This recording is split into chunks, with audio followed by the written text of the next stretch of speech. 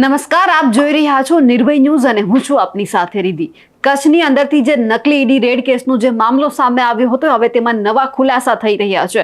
કારણ કે ગઈકાલે સાંજે જે હર્ષ સંઘવી દ્વારા ટ્વીટ કરવામાં આવ્યું કે જે આ આરોપી છે તેમના ફોટા આમ આદમી પાર્ટી સાથેના પણ વાયરલ થયા હતા. જે આરોપી છે તેમની ધરપકડ કરવામાં આવી, તેમનું ફુલેકું કાઢવામાં આવ્યું, વરઘોડો કાઢવામાં આવ્યો.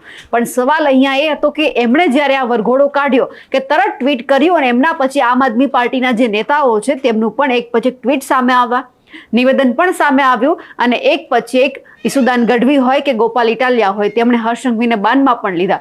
હવે આખી આ બાબત છે તેમાં નવો ખુલાસો થયો છે. કચ્છના જે પૂર્વ એસપી છે તેમણે હવે નિવેદન આપ્યું છે અને કહ્યું છે કે આમ આદમી પાર્ટીના નેતા ગોપાલ ઇટાલિયા અને મનોજ સોરઠિયાની પણ સમગ્ર મામલે પૂછપરછ થઈ શકે એમ છે. હવે ક્યાંક જે આખી ઘટના છે તેમનો રેલો છે હવે આમ આદમી પાર્ટી સુધી પણ પહોંચ્યો છે અને પહોંચવાનો પણ છે, કારણ કે પૂછપરછની પણ હવે અહીંયા વાત સામે આવી છે.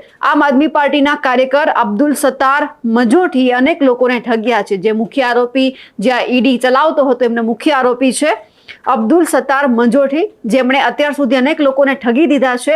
એટલે હવે જ્યારે એમનો વરઘોડો કાઢ્યો છે, હવે સવાલ એ છે કે જ્યારે અનેક ફોટા વાયરલ થયા હતા એટલે હવે જે મનોજ સોરઠિયા છે, ગોપાલ ઇટાલિયા છે, એમના ઉપર પણ હવે પૂછપરછનો જે સકંજો છે તે કાસવામાં આવશે. એટલે હવે એ જોવાનું છે કે 2 મહિના પહેલા એક વિડીયો સામે આવ્યો છે અમારી પાસે. એમાં 2 મહિના પહેલાનો આ વિડીયો છે કે જ્યાં અબ્દુલ સત્તાર છે, ગોપાલ ઇટાલિયા અને મનોજ સોરઠિયાની ભુજ સર્કિટ હાઉસમાં જે ઓફિસ છે ત્યાં એમને મળવા માટે પણ જાય છે. સીસીટીવી પણ સામે આવ્યા છે. હવે એ જોવાનું છે કે પૂર્વ કચ્છ પોલીસને તપાસ દરમિયાન અનેક મહત્વપૂર્ણ જે સબૂત છે તે પણ મળ્યા છે અને ખુલાસા પણ થઈ રહ્યા છે. હવે જે કચ્છ પૂર્વ એસપી છે સાગર બાગમારા તે શું કહી રહ્યા છે તે સાંભળી લઈએ. પહેલા હાલ સાહેબ શું તપાસમાં બહાર આવ્યું છે અને હાલ શું પૂર્વ કચ્છ પોલીસ કાર્યવાહી કરી રહી છે? થોડા દિવસ પહેલાં ગાંધીધામમાં જે રાધિકા જ્વેલર્સની દુકાને ફેક ઈડીની ટીમ દ્વારા જે રેડ કરવામાં આવી હતી એમાં એના મેઇન માસ્ટરમાઇન્ડ તરીકે અબ્દુલ સત્તાર માંજોઠી એમની જે છે સંડોવણી નીકળી છે અને જે અત્યારે બધા આરોપી 11 દિવસની રિમાન્ડમાં છે.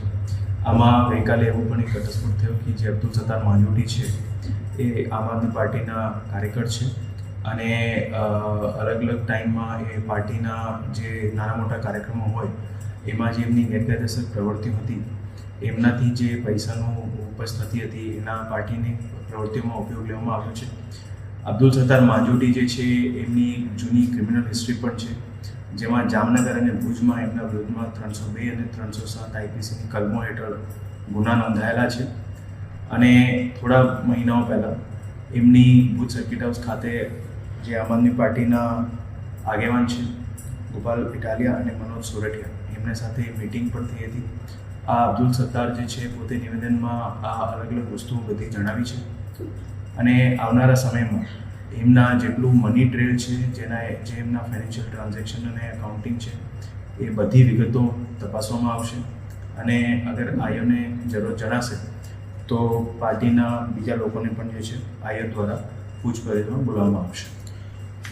સર, અત્યારે પોલીસ કઈ દિશામાં તપાસ કરી રહી છે? આ સમગ્ર મામલે ક્યાંક ને ક્યાંક એક સીસીટીવી ફૂટેજ પણ સામે આવ્યા છે. એમાં જે ઓવરઓલ પોલીસની જે તપાસ ચાલી છે આરોપીઓ બાબતમાં, એમાં તપાસમાં બીજી વિગત પણ ખુલી છે કે જ્યારે આ આખી રેડ ચાલતી હતી એ લોકોની નકલી રેડ, ત્યારે જે અબ્દુલ સત્તાર છે આ મેઇન દુકાનને બહાર સતત એમનું મૂવમેન્ટ ચાલતું હતું અને રેડની મોનિટરિંગ પણ ચાલતી હતી અને ઓવરઓલ જે બધા લોકો અલગ અલગ જગ્યાએ જે આવી વસ્તુઓને ઓવરઓલ પ્લાનિંગ જે કરી છે એ બધી વિગતો બાબતમાં પોલીસ દ્વારા તપાસ અત્યારે ચાલુ છે. સર, આપે કહ્યું કે આમ આદમી પાર્ટીના 2 મોટા નેતા સાથે એમની બેઠક ભુજ સર્કિટ હાઉસ ખાતે થઈ હતી અને આ પૈસા છે તે પાર્ટીના ઉપયોગમાં લેવાયા હતા. તો ક્યાંક ને ક્યાંક હાલ પોલીસ છે તે આમ આદમી પાર્ટીના બંને જે ગોપાલ ઇટાલિયા અને મનોજ સોરઠિયાની પૂછપરછ કરી શકે? એમાં જે હું આપને જણાવ્યું છે કે એમની મની ટ્રેલ બાબતમાં પોલીસ દ્વારા તપાસ કરવામાં આવશે અને આયોને જરૂર જણાશે તો એ બાબતમાં પણ જે છે પોલીસ દ્વારા પૂછપરછ કરવામાં આવશે. હવે એ જોવાનું છે કે અત્યારે જો મનોજ સોરઠિયા અને ગોપાલ ઇટાલિયાની પૂછપરછ થાય તો એમની સાથે શું વિનોદ ચાવડાની પણ પૂછપરછ થશે, કારણ કે એમની સાથે પણ ફોટા વાયરલ થયા હતા. એટલે હવે જોવાનું છે કે જો ફોટાના આધારે જો પૂછપરછ કરવામાં આવે તો અનેક પોલીસ અધિકારીઓની પણ પૂછપરછ આમાં થઈ શકે એમ છે. પણ સવાલ તો અહીંયા સૌથી પહેલા એ છે કે એસપીએ જે રીતે વાત જણાવી કે ગોપાલ ઇટાલિયા અને મનોજ સોરઠિયાની અહીંયા પૂછપરછ થશે, તો હવે એ જોવાનું છે કે આ પૂછપરછની અંદર શું નવા ખુલાસા સામે આવે છે.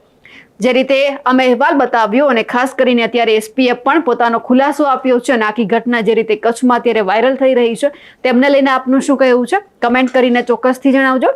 સાથે જ અમારી નિર્ભય ન્યૂઝ ચેનલને લાઇક, શેર અને સબસ્ક્રાઇબ કરવાનું ભૂલશો નહીં. નમસ્કાર.